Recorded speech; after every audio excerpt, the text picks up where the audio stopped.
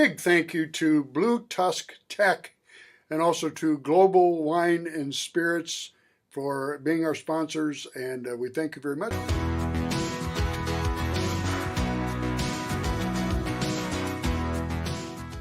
Back in the day, I did 10 years as part of the Sabres broadcast team on Channel 2, working with Ted Darling, Pat Hannigan, later Jim Lawrence, and I have a couple of Pat Hannigan stories that are great right after this.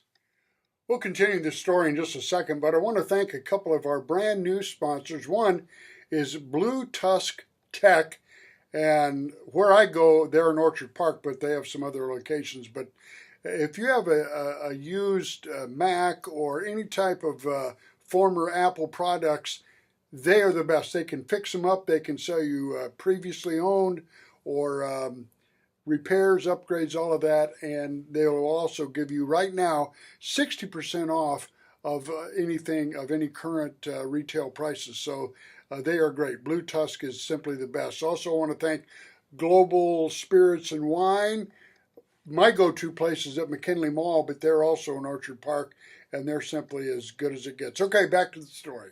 So Pat Hannigan was a former NHL player who was from Timmins, Ontario, and unfortunately, he was gone before his time, but I still have some of the fondest memories of working with Pat, because when Channel 7 lost its contract to Channel 2, that meant I had to replace Rick Azar, who was a good friend of theirs. And so it was a little tough at first, as I'm this young guy from Houston coming in here. I didn't know much about the NHL at all when we got the contract back in the late 70s.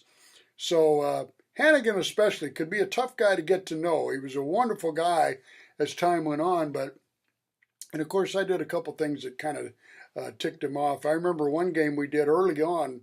We're in Chicago, and that was at the old, which was in a terrible part of town, and the stands were extremely steep. The crowd was right on you. It was one of the loudest arenas, still is, one of the loudest arenas I've ever heard. Well, our broadcast location was about halfway up in the stands.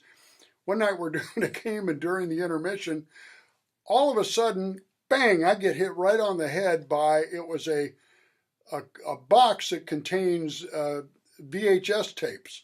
Now, they're not very big or heavy, but if you get one that comes from somewhere up above me, it hit me on the head, knocked me to my knees. We're live on the air right then, and I still remember looking at Pat, and he looks at me and he says, "Just keep going." So I did, and we never did find out where it came from. Here's one, though, where I can understand where Pat got a little bit annoyed with me, because we had a game in Washington, and we flew in there. We met the team. The team was already ahead of us, which happens sometimes. So it was just me and Hooley, as we called him, renting a car. And as we're driving to the hotel, and all Pat wants to do, he's seen enough of Washington, D.C. and sightseeing and all. He just wanted to get to the hotel and take a nap, which I don't blame him. But we're driving so close to the Capitol, and it's beautiful. It's a beautiful time of year. And I said, "Hey, Pat, and I'm driving, right? Let me just slip through. I just want to drive right by the White House and the Capitol and, the Lincoln Memorial and all that." Just, he wanted no part of it, but he said, okay. So what happened? So I get in there and we drive around and we see everything real nice. And then we're trying to get back, and somehow there was no GPS then.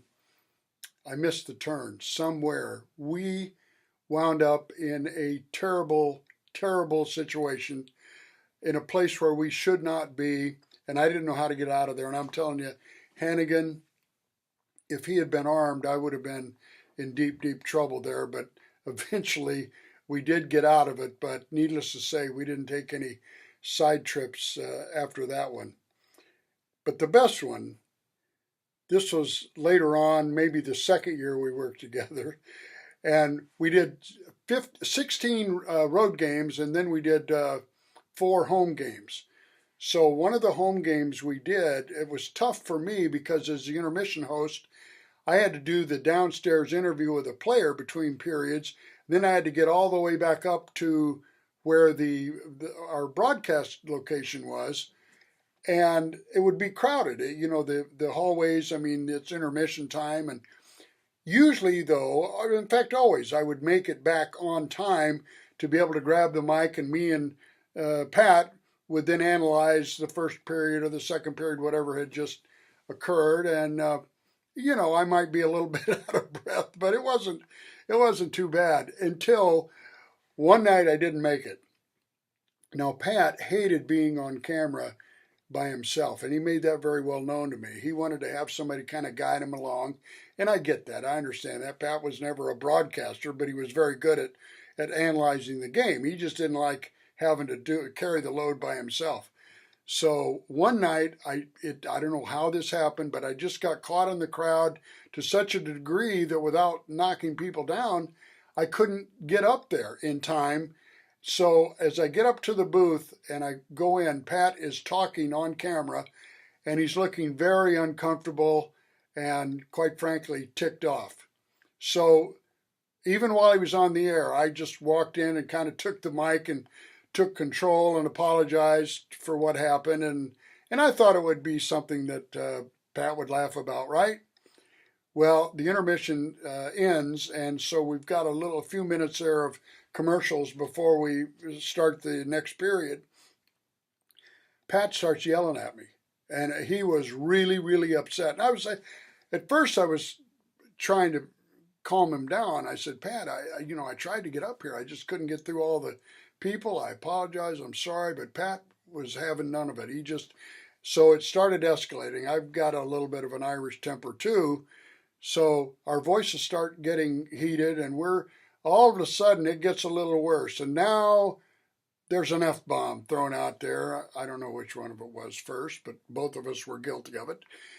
I threw a few F-bombs, so did he, and this was going back and forth. Finally, Ted gets back in the booth and gets us calmed down, and we thought that was pretty much the end of it. And at the end of the game, we shook hands and laughed about it. Well, what we didn't realize was during that entire conversation, the Odd Club, which took a feed of the game directly from our broadcast booth, our microphones were wide open, so everybody in the Odd Club, crystal clear, heard the entire conversation.